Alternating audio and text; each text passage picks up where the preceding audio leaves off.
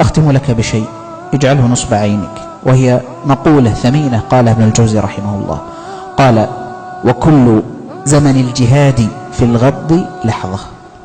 كل زمن الجهاد في الغض لحظة. جرب فقط اللحظة التي تحدثك نفسك وتتهيأ لك الأسباب للنظر الحرام، جاهد هذه اللحظة فقط. اخرج من بيتك، اذكر ربك، استغفر، استحي من الله، توضأ وصلي ركعتين، أمسك كتابا، زر أخا، افعل شيئا، جاهد نفسك. قل لنفسك إني أخاف الله، قل لنفسك إني أستحي من الله.